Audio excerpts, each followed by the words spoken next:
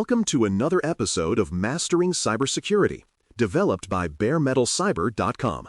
Let's dive in. A compensating control is often misunderstood as permission to skip a required safeguard. That misunderstanding can lead to weak exceptions, vague documentation, and a false sense that the original problem has been solved. The practical question is not whether an organization can name some other security measure, but whether that alternative meaningfully reduces the same risk that the preferred control was meant to address. By the end of this episode, you should be able to explain what makes a control truly compensating, how it differs from a temporary workaround, and why residual risk must remain visible even after the alternative is approved. That distinction affects control selection, audit evidence, risk acceptance, and the honesty of security reporting. A compensating control can be appropriate and effective, but only when it is chosen deliberately, supported by evidence, and described without pretending that it completely replaces what could not be implemented. A control is a safeguard that changes risk by reducing the likelihood of harm, limiting the consequence, improving detection, or supporting recovery. A preferred control is the safeguard the organization would normally implement because it best meets a requirement, policy objective, or security need. A compensating control is an alternative safeguard used when that preferred control cannot be implemented as designed. The central distinction is that the compensating control must address the same underlying risk or security objective, even if it works in a different way. It is not automatically equivalent, and it does not erase the weakness that made the exception necessary. People often confuse compensating controls with any additional security measure because both involve adding protection. The better test is whether the alternative has a clear relationship to the originating control objective and whether the organization can explain how much risk remains after the alternative is in place. The reason a preferred control cannot be implemented matters. Technical limitations, operational dependencies, contractual restrictions, safety requirements, legacy equipment, or disproportionate disruption may prevent the normal safeguard from being used. None of those conditions automatically justifies an exception. They establish the constraint that the organization must evaluate before choosing another response. A compensating control should begin with a precise statement of what is unavailable and why, not with a list of unrelated protections that already exist. For example, if a system cannot support multifactor authentication, the weakness is not corrected merely because the network also has antivirus software. Antivirus may be useful, but it does not directly address the risk created by relying on a single authentication factor. The alternative must be connected to unauthorized access, account misuse, or another clearly defined consequence that the preferred authentication control was intended to reduce. A useful way to understand compensating controls is to separate the control mechanism from the control objective. The mechanism is the specific method, such as multi-factor authentication, encryption, network segmentation, logging, approval, or physical restriction. The objective is the security result the organization is trying to achieve, such as preventing unauthorized access, limiting exposure, detecting misuse, preserving integrity, or reducing the impact of failure. When the preferred mechanism is unavailable, the objective does not disappear. The organization must identify another combination of safeguards that can still support that objective to an acceptable degree. This is why copying a control from another environment is not enough. The alternative must fit the actual system, threat, exposure, and consequence. A strong compensating control proposal explains what the original control was meant to accomplish, and then shows how the alternative changes the same risk, rather than simply adding more security activity around it. Compensating controls do not need to imitate the preferred control exactly. They may reduce risk through a different path.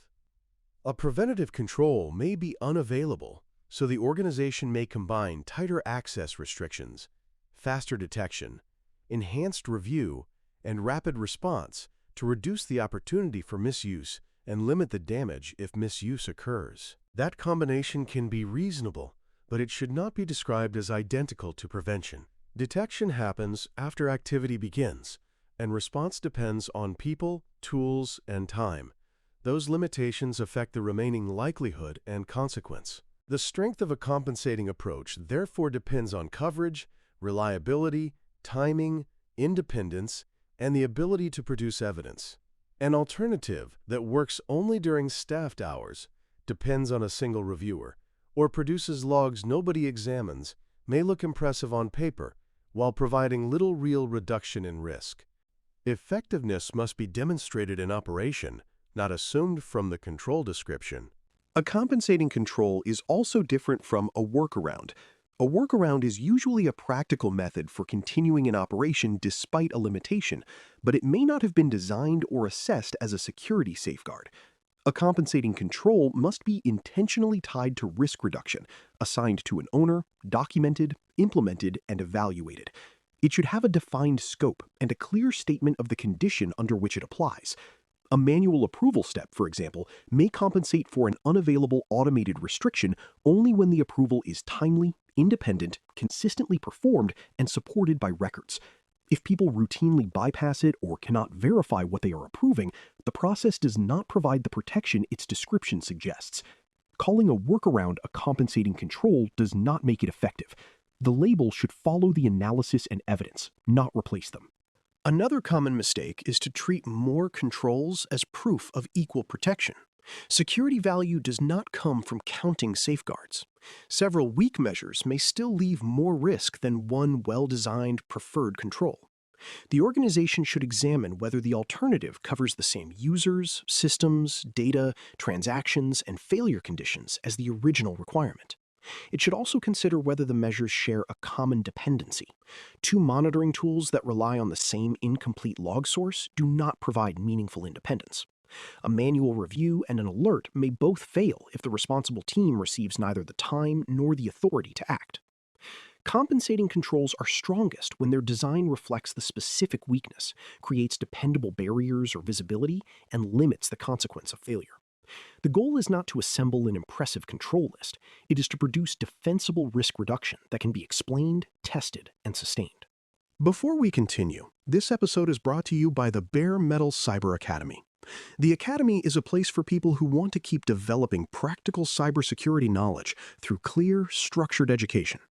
It is designed to support steady learning across the concepts, decisions, and professional practices that shape security work. You can visit DailyCyber.News and explore the Academy to see the learning opportunities currently available. Topics such as control selection become more useful when they are understood as part of a larger approach to risk, evidence, and accountability. Now, let's return to compensating controls and examine how an organization decides whether an alternative is strong enough. The decision should begin with the risk created by the missing preferred control. That means identifying the asset or process that could be affected, the relevant threat, the weakness that remains, the likely path to harm, and the consequence the organization is trying to prevent or limit. Without that connection, the alternative cannot be evaluated intelligently. A control may reduce one type of risk while leaving the original concern nearly unchanged. Encryption can reduce unauthorized disclosure of stored data, but it does not necessarily prevent an authorized account from misusing the information after access is granted. Network restrictions may reduce exposure from outside the environment, but they may not address misuse by an internal account. The analysis must be specific enough to show which part of the risk changes and which part does not. That precision prevents a general security improvement from being mistaken for a true compensating control. Once the risk is defined, the organization can compare the preferred and alternative controls.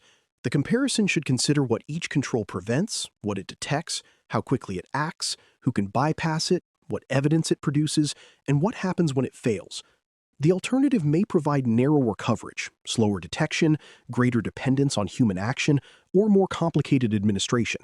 Those differences do not automatically make it unacceptable, but they must be visible.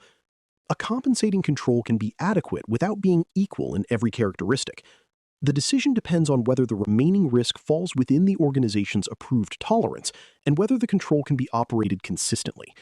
A useful evaluation also considers the duration of the exception. An alternative that may be reasonable for a limited transition period can become increasingly fragile when treated as a permanent substitute without reassessment. Residual risk is the risk that remains after controls are applied, and compensating controls make that concept especially important. The original weakness may still exist even when the alternative lowers the chance of exploitation or reduces the possible impact. A legacy system that cannot support a preferred security feature remains limited by that technical condition. Additional restrictions and monitoring may reduce exposure, but they do not rewrite the system's capability. Reporting the residual risk honestly allows leaders to decide whether the alternative is acceptable, whether more safeguards are needed, or whether replacement should become a priority. Hiding the weakness behind the word compensated creates poor decisions because it suggests completeness where only reduction has occurred. Good security language separates implemented safeguards from unresolved conditions. That makes the risk record more accurate and keeps future remediation from disappearing simply because an exception was approved. Documentation is not administrative decoration in this process. It is the record that connects the missing control, the reason for the exception, the proposed alternative, the expected risk reduction, the owner, the evidence, and the review date. Clear documentation also states the limitations of the compensating control. If the alternative depends on daily review, restricted network paths, approved administrators, or a particular logging source, those conditions should be explicit. The organization can then test whether the control is operating as intended, rather than merely confirming that a policy document exists. Evidence may include configuration records, access reviews, monitoring results, approval records, test outcomes, or other artifacts appropriate to the safeguard. The exact evidence depends on the control, but it should show actual operation. A compensating control that cannot be observed, tested, or verified is difficult to defend and even harder to manage over time. Ownership and review determine whether a compensating control remains credible. Someone must be responsible for operating the safeguard, responding when it fails, and reporting changes that affect its effectiveness. The exception should also have a review point because systems, threats, staffing, and technical options change. A control accepted when no practical alternative existed may become unnecessary after an upgrade, replacement, or new service becomes available. The opposite can also occur. Increased exposure or a more serious consequence may make the existing compensation inadequate. Periodic review should therefore ask whether the preferred control is now feasible, whether the alternative still operates, whether its assumptions remain true, and whether the residual risk is still acceptable. This prevents temporary exceptions from becoming invisible permanent conditions. It also reinforces that compensating controls are governed decisions, not informal promises that security will somehow be handled another way. A practical method for evaluating a compensating control is to ask 5 connected questions in ordinary language. What specific control cannot be implemented, and what security objective was it meant to achieve? What exact risk remains because that control is missing? How does the proposed alternative reduce the likelihood, consequence, exposure, or detection time associated with that risk? What limitations, dependencies, and failure conditions remain after the alternative is applied? Finally, what evidence will show that the control is operating, and when will the decision be reviewed? These questions do not require a complex scoring model, but they do require precise answers. If the proposal cannot connect the alternative to the original objective, explain the remaining risk, and identify verifiable evidence, it is probably not ready for approval. This method helps technical staff, risk owners, auditors, and leaders discuss the same decision without pretending that every added safeguard provides equivalent protection. A compensating control is an alternative safeguard used when the preferred control cannot be implemented, but the term carries more responsibility than simply choosing something else. The alternative must address the same underlying security objective, reduce the relevant risk in a defensible way, operate reliably, and produce evidence that can be reviewed. It may combine preventive, detective, corrective, administrative, technical, or physical measures, depending on the problem. What it must not do is conceal the original weakness or imply that all risk has disappeared. The organization should state why the preferred control is unavailable, explain what the alternative changes, record what remains, assign ownership, and revisit the decision. When those elements are present, a compensating control can be a sound risk treatment. When they are absent, the phrase becomes a convenient label for an unresolved exception. The correct practice is to reduce risk honestly while keeping the remaining weakness visible. Thanks for listening. For more audio courses, daily newsletters, and more, please visit DailyCyber.News.